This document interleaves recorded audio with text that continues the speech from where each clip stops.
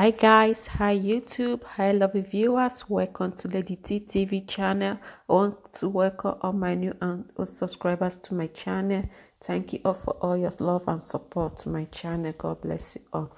So today's video is about this fast charger, this Samsung fast charger.